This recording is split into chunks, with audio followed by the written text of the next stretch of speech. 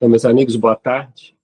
A gente vai continuar aqui, mais uma vez, são os tópicos que a irmã Sudufo continua relatando de sinais, sintomas, que a gente diz subclínicos, de uma depressão subclínica, que não preencheria critérios de uma depressão maior.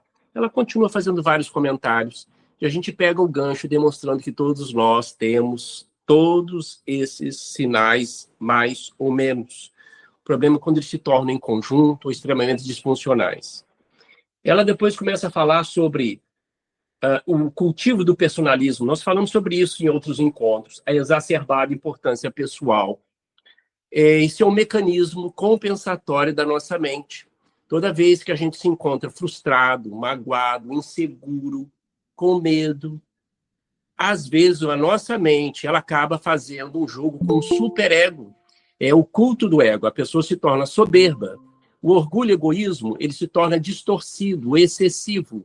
É uma tentativa de compensar o medo, uma frustração de ser descoberto, de mostrar a sua vulnerabilidade. Nós falamos sobre isso quando estudamos sobre orgulho e egoísmo, você que está me escutando aí na gravação, nós temos episódios que falamos sobre isso.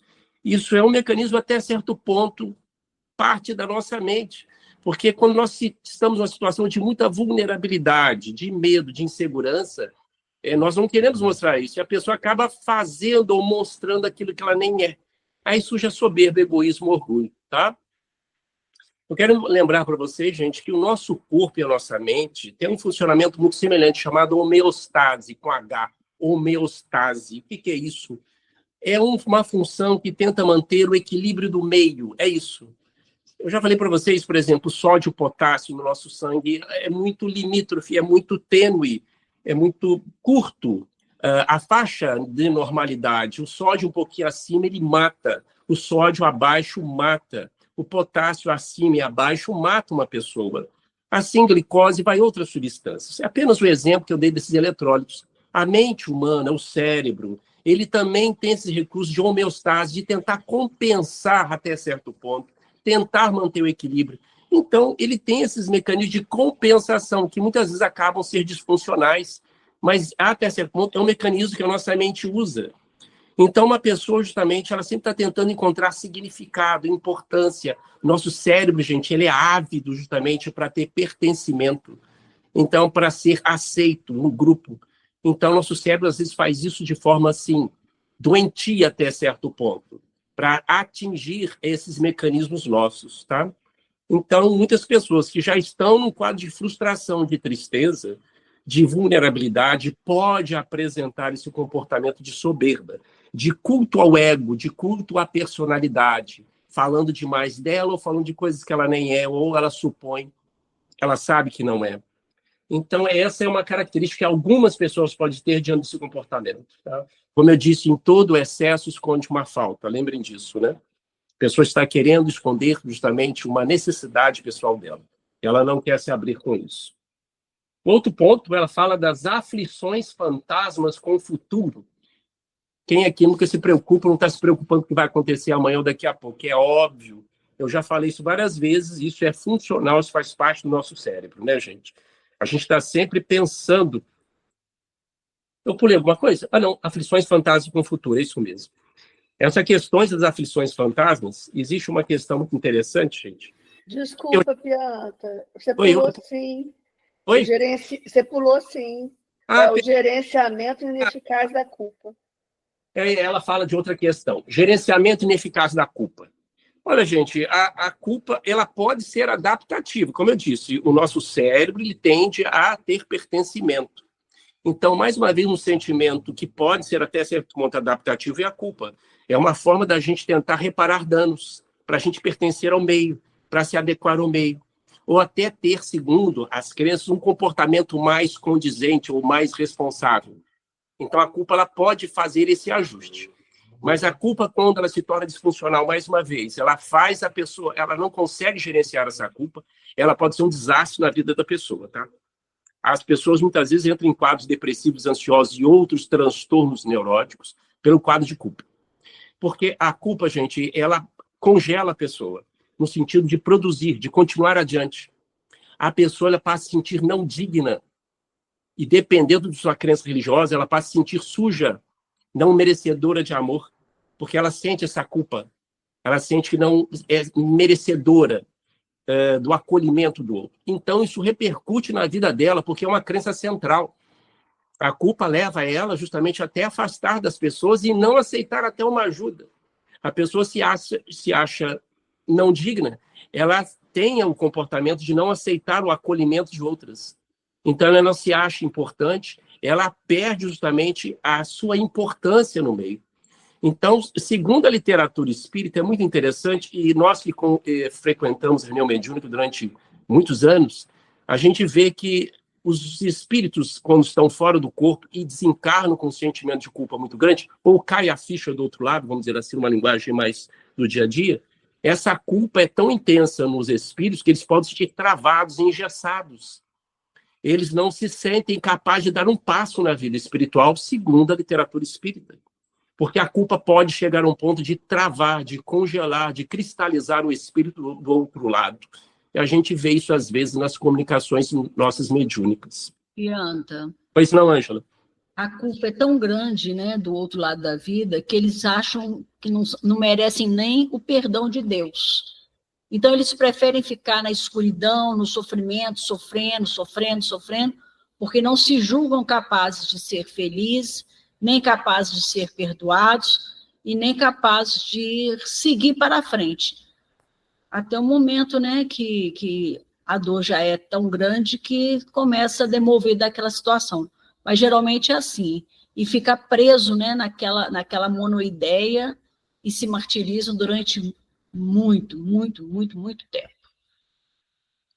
A importância justamente que a literatura espírita, como a Ângela disse, chega à cristalização da culpa, o espírito chega até a perder um pouco a sua forma, tá, gente? Porque é muito forte isso no espírito, é chamada monoideia, como a Ângela disse, você está sempre pensando naquilo.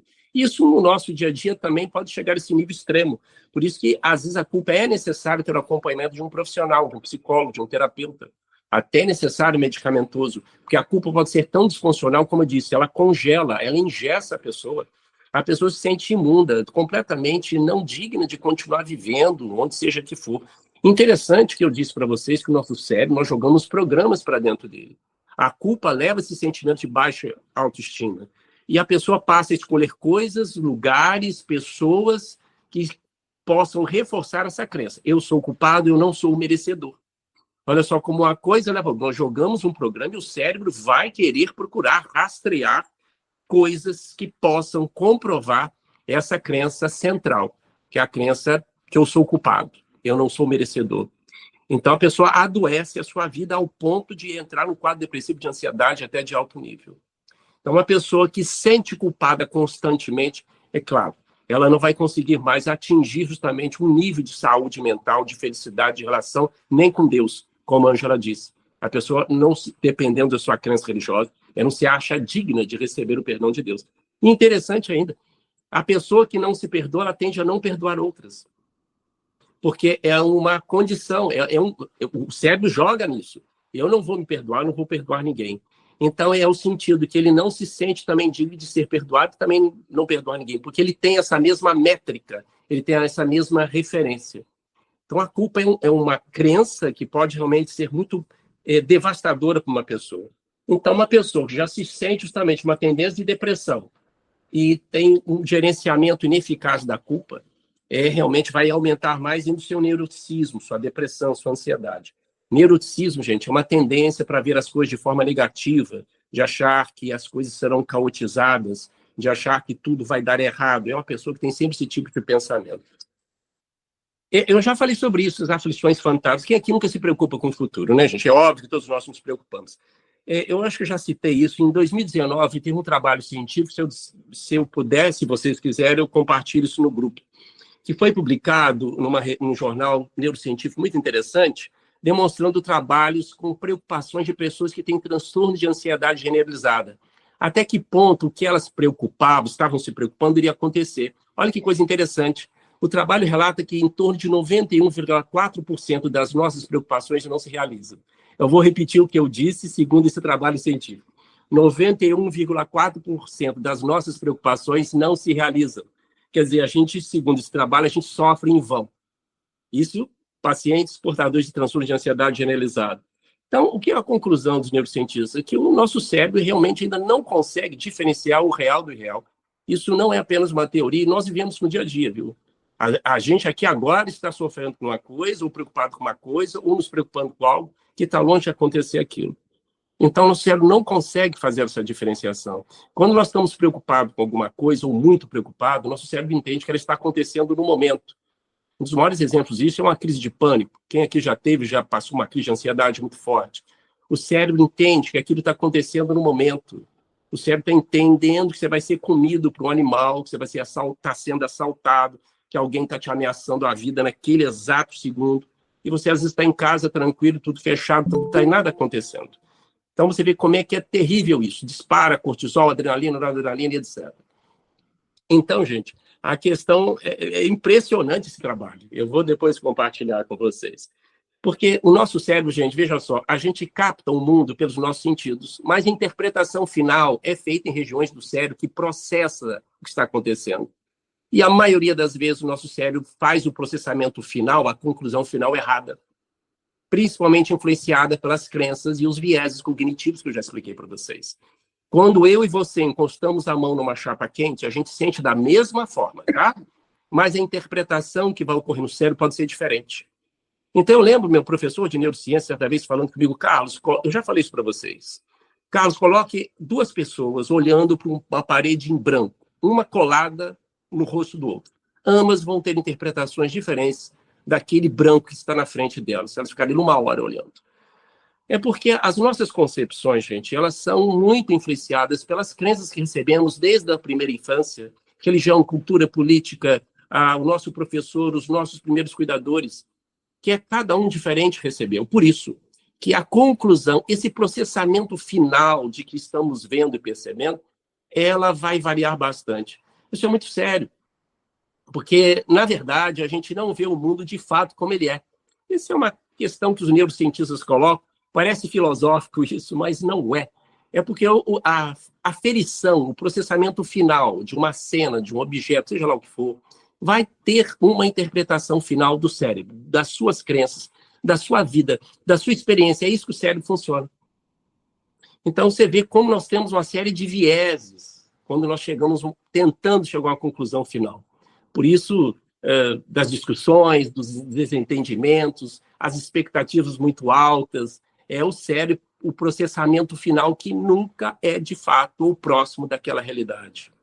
Então, essa é uma questão para a gente refletir cada vez mais. Então, você vê como a gente preocupa demais com o futuro, né? E pegando esse gancho ainda, das nossas aflições fantasmas, existe outro trabalho científico, eu já citei isso, sobre a divagação mental. O ser humano é o único que divaga a mente, né? E existe um trabalho, que eu até descobri para falar com vocês, em Harvard, um grupo de psicólogos elaborou um trabalho que foi publicado na revista Science, uma das revistas de maior prestígio científico. E nesse trabalho publicado, foi feito pesquisa com centenas de pessoas, o psicólogo e sua equipe descobriu que quase 47% do nosso tempo em vigília, o tempo que a gente está acordado, a gente gasta pensando em coisas que de fato não estamos fazendo. Então, quase 47% do tempo que você está acordado, você está pensando em coisas que não estão acontecendo no momento. Isso é um trabalho científico da revista Science. Então, você vê, gente, como é que a gente não está aqui. E como é louco essa, né, a questão do nosso cérebro. A importância de treinarmos cada vez mais a capacidade de estarmos no presente. Eu citei aqui o Mindfulness no outro encontro, que é uma meditação simples que todos nós podemos fazer, que é a capacidade de trazer a gente para o presente, para o foco do momento. Então, como diz o budismo, esse macaco louco que está na nossa cabeça, a nossa mente vai de frente para trás, para o futuro, e nunca para no presente. Mas realmente não temos como viver 100% no presente, tá? Algumas pessoas podem até discutir isso comigo, mas do ponto de vista neurocientífico, alguém, um monge budista, pode até discutir isso, mas não é benéfico para o cérebro, do ponto de vista de sobrevida, ele ficar o tempo inteiro no foco no presente. Porque isso é uma conquista cognitiva do ser humano, né?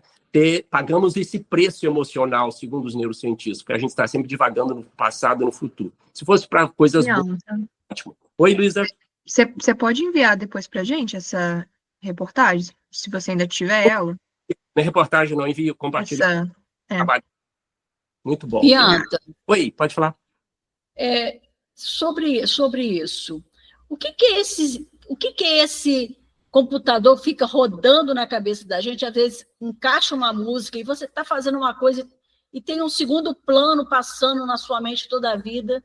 Você tenta focar numa coisa e tem sempre parece que é uma segunda pessoa rodando notícias, o que tem que fazer. Aí, quando você presta atenção, você fala, por que isso está rodando na minha cabeça o tempo todo? Às vezes de madrugada, né? Você acorda, vai deitar e está rolando, está rodando, está rodando.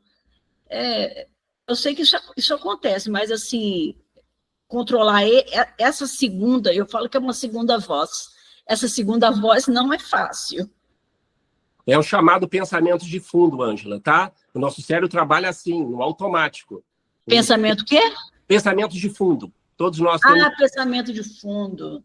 Todos nós temos isso. Tanto que os pacientes ditos psiquiátricos, como esquizofrenia, como eu disse, eles têm isso 1000 vezes mais do que nós, né? São vozerios na cabeça ao ponto que eles entram em delírios e alucinações e agitação e precisam ser sedados. Eu só estou dando exemplo, o nível que pode chegar esse pensamento de fundo. Não deixa a pessoa concentrar. Então, a nossa mente funciona assim. São conexões cerebrais que estão sempre ali trabalhando. Nosso cérebro é automático.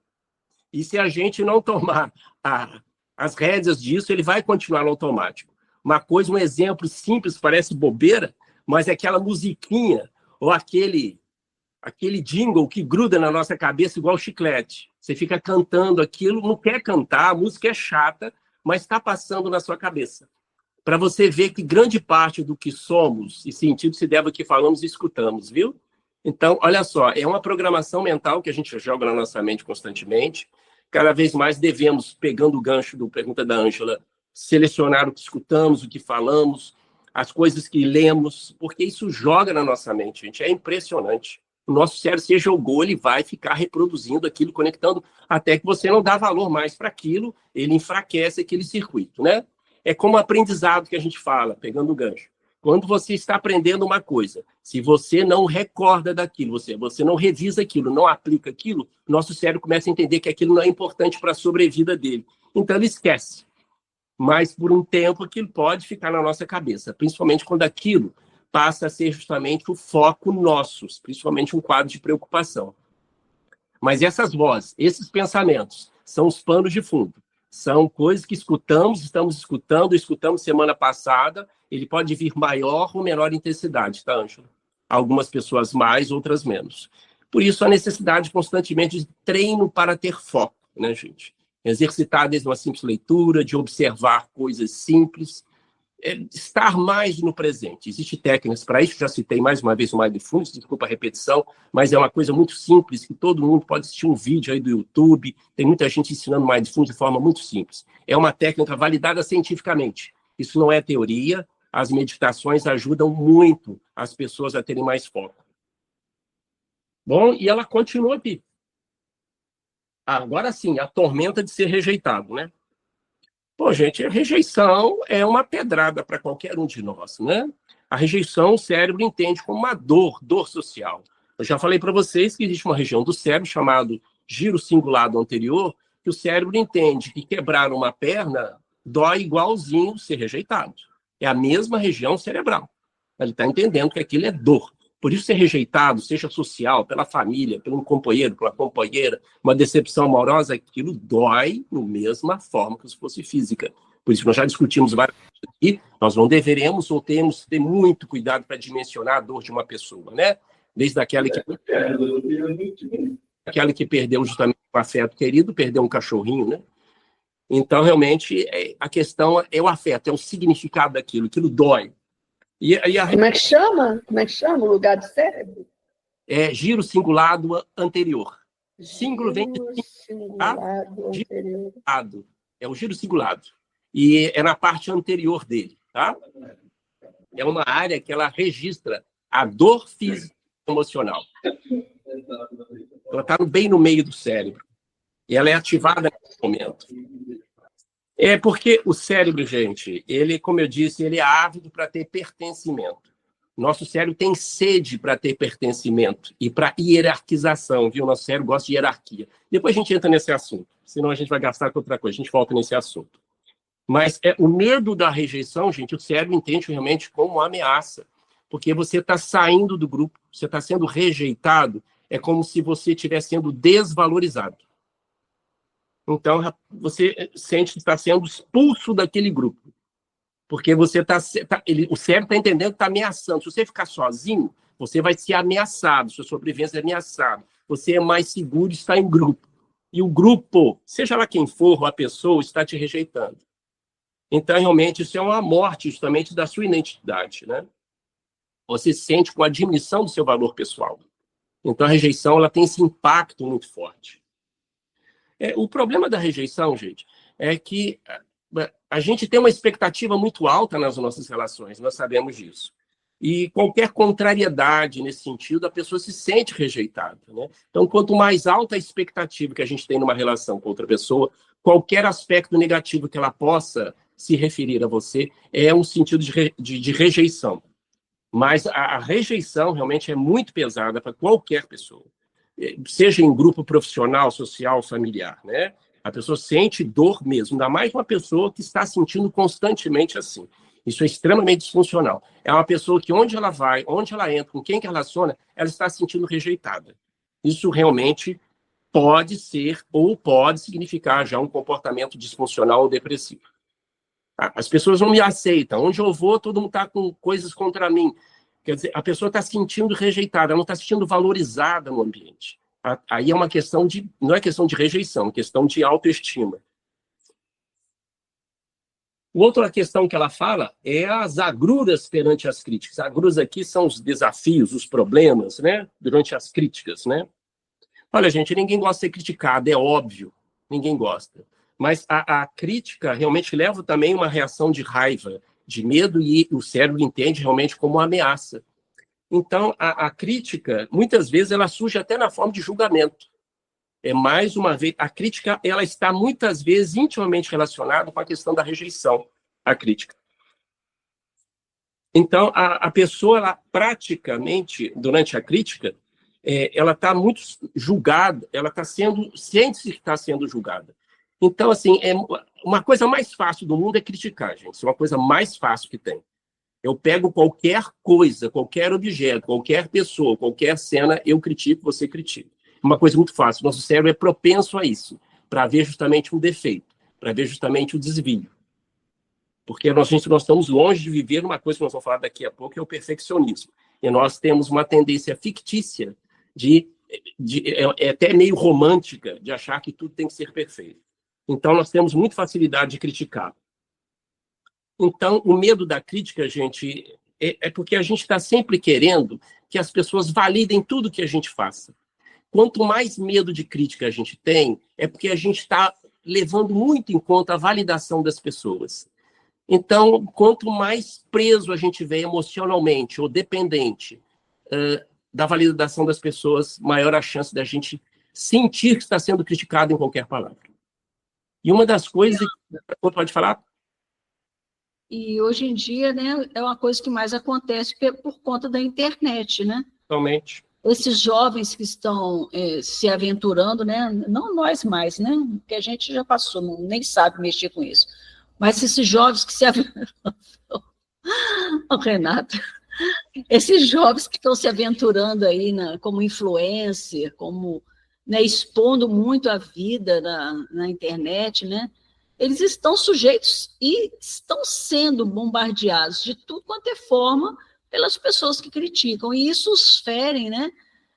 Extremamente, levando até mesmo ao suicídio, à depressão, né? E não artistas também. A gente vê aí um grande número de artistas com depressão, com sentimentos muito negativos, por conta dessas críticas que qualquer um agora pode fazer. Se antigamente, vamos dizer aqui, na nossa esfera sem internet, para você criticar outra pessoa, você tinha que fazer a fofoquinha, né? Vou fofocar com a Luísa sobre o Pianta. Nossa, o Pianta hoje está de azul e está feio para caramba, né? Ou então eu viro para ele e falo assim, ô Pianta, hoje você não está muito bem, né? Ô Luísa, o que você acha? Eu acho também. Então, quer dizer, era uma coisa assim, bem restrita, vamos dizer assim, né? A menos que você fosse um jornalista, tipo, lançasse isso num jornal. Agora, hoje não, Pianta. Hoje, uma pessoa lá do outro lado do mundo, lá na China, pode chegar na página de um indivíduo em qualquer parte do mundo e deixar ali o seu recado. É só fazer a tradução e aquele recado pode trazer um problema muito sério. Então, acho que nós estamos nessa fase e esse período de tantas críticas, às vezes a pessoa gosta de criticar, como antigamente tinha as fofoqueiras que gostavam de falar de tudo, hoje tem os fofoqueiros da internet. Qualquer coisa que você faz, a gente vai falar. Ah, é para falar? Vamos falar. Sem responsabilidade, sem saber a alma sensível que é aquela pessoa que pode provocar um problema. Acho que é um problema muito sério sobre isso daí. Isso acontece em todos os âmbitos, Ângela. Claro, nas redes sociais, principalmente, atingiu justamente esse extremo, que a pessoa quer a validação de todo mundo. Isso acontece na nossa vida familiar, na nossa vida relacional, profissional. Quando a gente preocupa excessivamente com a validação de todo mundo e recebemos uma crítica, a gente parece que quebra. A gente não vai adiante. Há muitas pessoas que desistem dos seus objetivos ou de melhoria nessa ou naquela área porque receberam uma crítica. E as pessoas que foram vitoriosas continuaram em frente, mesmo e apesar das críticas. Isso é um dado no sentido de que, quando a gente se preocupa muito com as críticas, é porque a gente precisa das outras pessoas no sentido emocional, validação emocional. Isso se chama dependência emocional. Como eu disse, já falei, do ponto de vista neurocientífico, todas as nossas tomadas de decisão são influenciadas pelo que as pessoas pensam de nós. Então, a gente sempre vai ter uma tomada de escolha que possa encaixar na expectativa das outras pessoas. Quer dizer, a gente não leva em conta somente as nossas expectativas, levamos em conta as expectativas que as outras pessoas têm de nós daquela escolha.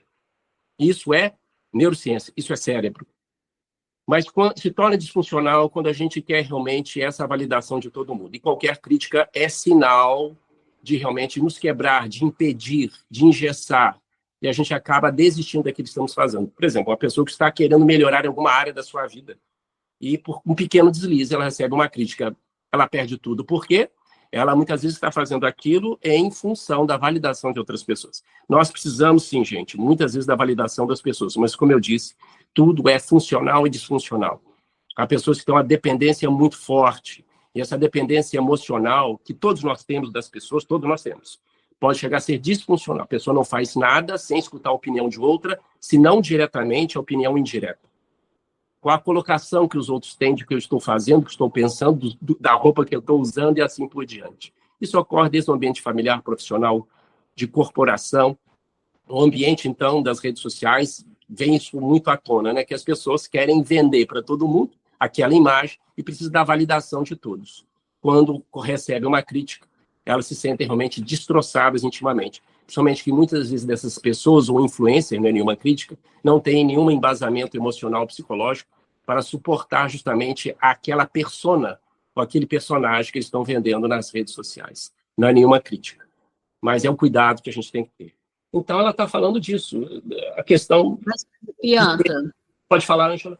Tendo em vista isso que você está falando, então a gente tem que tomar cuidado, inclusive, com o que fala com uma criança, com um jovenzinho, Totalmente. um adolescente, que essa crítica pode destruir o indivíduo lá no início, né? Se ele não souber, se ele não tiver o apoio, né, a observação de quem, né, um bullying na escola, né? Acho que é a coisa mais séria que a gente imagina, né? Ângela, essas críticas, elas podem ficar exacerbadas ao longo da vida quando essa pessoa recebeu uma crítica dos seus primeiros cuidadores.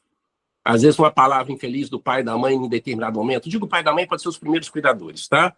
Ele pode justamente exacerbar essa crítica lá na frente. A pessoa sente-se não amada, não aceitada, ela passa a querer o aplauso das outras pessoas, ela quer fazer coisa demais, muito perfeita, porque ela foi, de certa forma, criticada lá atrás. Então, a crítica lá de trás pode voltar lá na frente na forma de relação, na tentativa de agradar o companheiro, a companheira, o patrão, o colega de trabalho, assim por diante. É bem colocado, Ângela. É aquilo que fala. É um input, é um programa que você coloca no cérebro de uma pessoa. Pode falar? Porque a crítica, em relação à crítica, né, Renato? A crítica, ela pode ser, ela é funcional. Em que sentido? Olha, você está fazendo uma coisa, você é uma crítica, você pode ser funcional em que sentido? Que não é fácil. Ter escuta ativa, para ver realmente que aquilo realmente tem funcionamento, tem lógica, para que eu possa melhorar. Mas algumas pessoas recebem a crítica como destruição. Porque a primeira reação que nós temos da crítica é raiva e medo. É uma reação de ameaça. Então, quando a gente está fazendo alguma coisa, seja o que for, a gente está sujeito a isso, todos nós estamos sujeitos à crítica. E estar sujeito ou estar aberto para ter escuta ativa, não é fácil, mas para aprender com aquilo. E se não tiver sentido, prosseguir para frente. E que também não é fácil. Você escutar uma crítica, fechar os ouvidos e ir para frente, para chegar no ponto que você quer. Isso é funcional. Isso é treinamento, tá, gente? Isso é treinamento. E a gente vê muitas pessoas não tendo essa capacidade de lidar com isso. Todos nós fomos criticados, estamos sendo e vamos ser. Mais ou menos. Até para os nossos parentes, as pessoas mais íntimas. Então, pegar essa crítica como aprendizado, se não tem significado, se não faz significado, se não tem sentido aquilo, é realmente prosseguir à frente, prosseguir adiante. A crítica pode amarrar alguém, pode engessar alguém se a pessoa achar realmente que aquilo é o fim do mundo.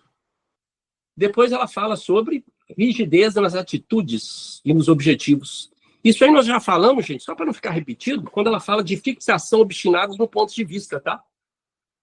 Rigidez nas atitudes e objetivos. É o que eu falei, qualquer forma de apego é caminho para a dor. Quanto mais rígido, quebra. Quanto mais flexível, maior a chance de adaptação.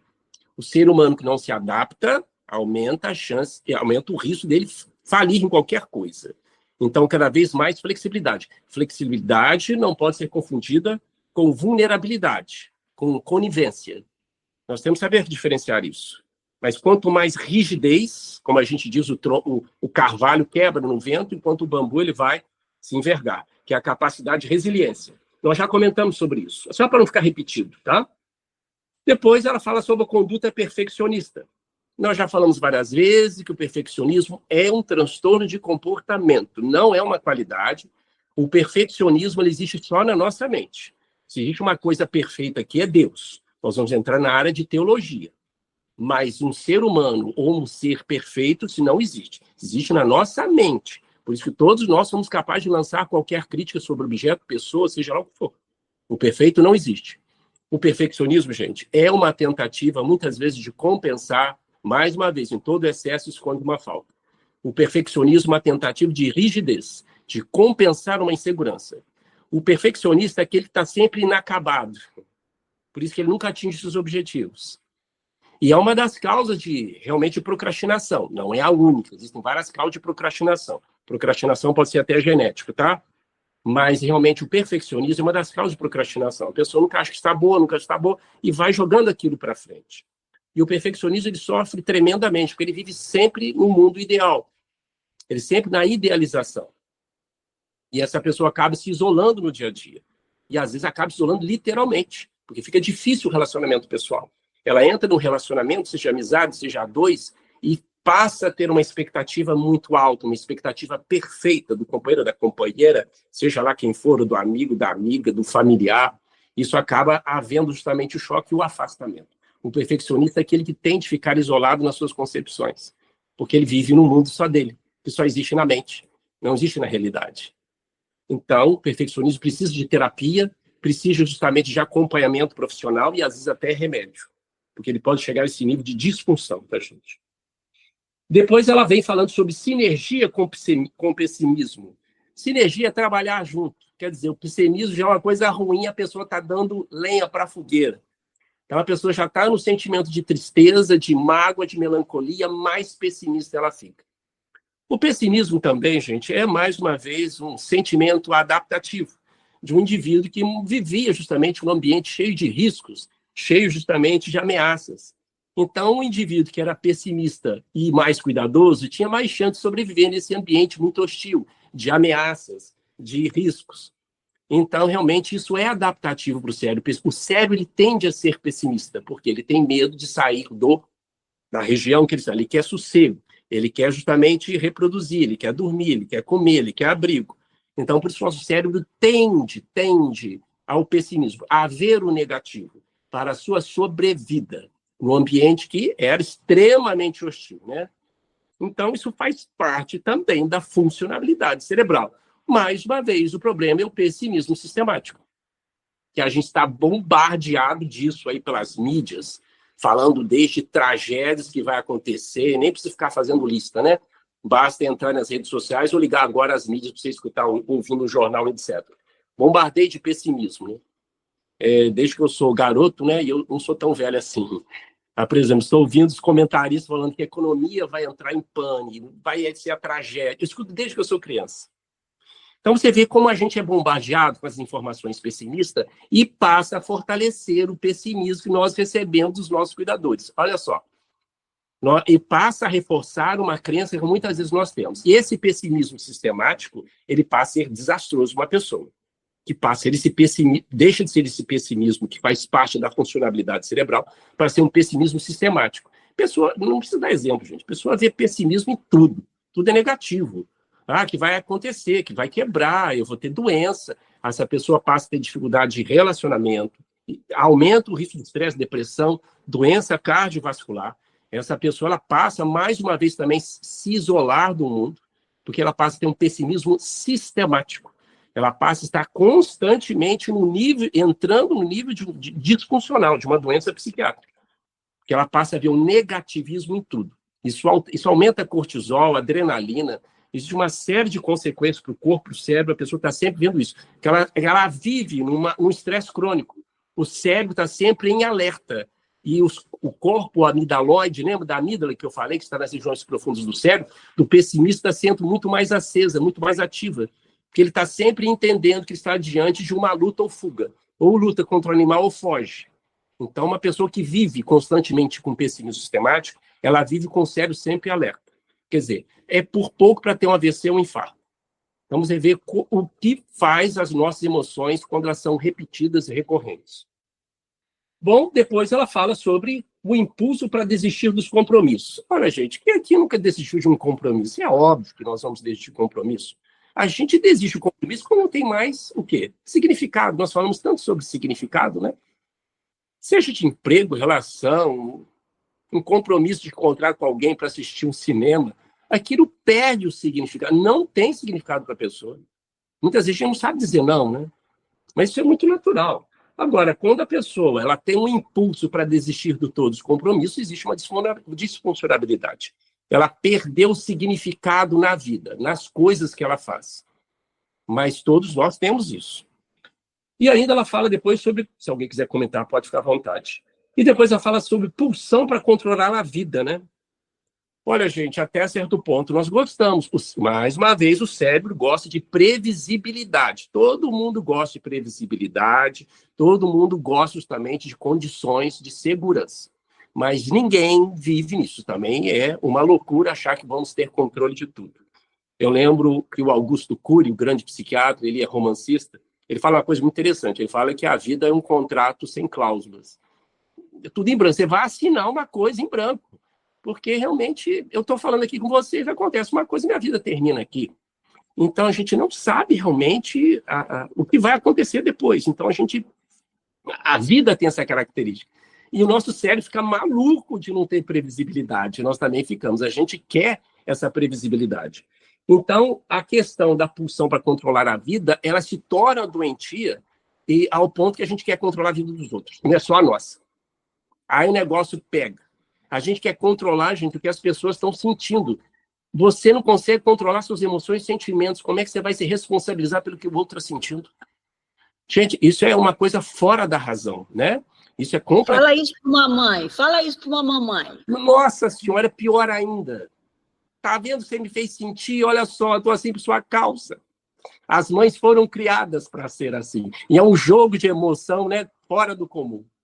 Então, gente, não tem como isso. Então, essa questão de controlar chega a uma situação até de codependência. O que é codependência? É quando a pessoa se anula para controlar a vida de outra. Não é só cuidar, não, é controlar. Carlos, mas eu cuido da minha mãe que está doente, meu pai que está doente, meu filho está doente, eu dedico a minha vida a ele. Muito bacana, jóia. Mas do ponto de vista médico, de saúde, de sanidade mental, isso é disfuncional. porque chama codependência. A pessoa passa a cuidar 24 horas de outra pessoa e anula a sua própria vida. Esquece dos seus cuidados, esquece dos seus objetivos, sonhos e projetos. E é uma forma dela justamente se sentir segura, porque ela justamente abre mão das suas lutas pessoais e se sente confortável, desviando toda a sua atenção para outro ser. Olha só o mecanismo de fuga que a nossa mente utiliza, gente. Olha o cuidado. Não estou falando que cuidar de outra pessoa é disfuncional. O problema é quando você passa a se dedicar a sua vida toda a outra pessoa. Isso chama-se codependência. Você quer até controlar a vida da outra pessoa. Mas a outra pessoa nem está doente, de fato, não precisa de cuidados médicos e etc. Mas você quer ter o controle dos filhos, o controle do companheiro, o controle da esposa, o controle do amigo. Isso é mais do que ciúmes, é controle mesmo. Você quer controlar a vida. Então, essa compulsão, essa pulsão para controlar a vida das pessoas é caminho, com certeza, para neurose, ansiedade e depressão. Porque a expectativa lá no alto e a frustração vai chegar realmente destroçando emocionalmente a pessoa. Então, assim, essa questão do controle é soltar. Tem uma coach norte-americana, ela chama Robin Williams, e ela fala que realmente, um dos livros dela chama Let Them, deixa-os. Ela fala, deixa-os. Deixa em que sentido?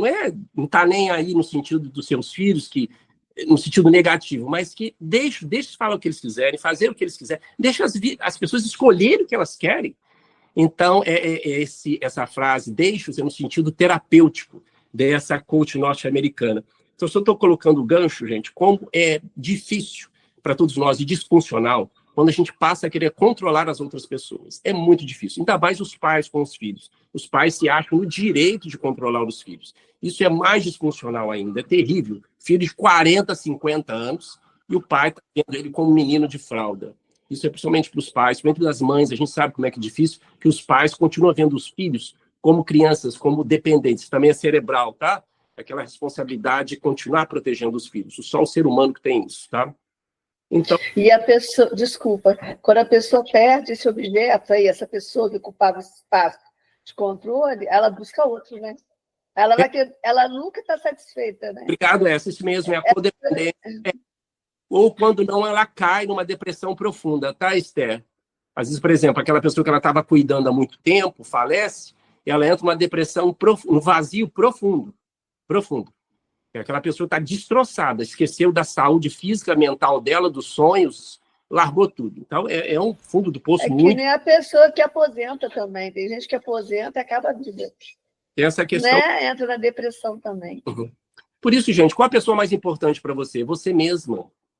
Isso é uma questão essencial do comportamento psicológico saudável. A pessoa mais importante para você é você mesmo. Amar o próximo como a ti mesmo. Jesus falava sobre isso. Está no Evangelho. E como é que o nosso tempo acabou?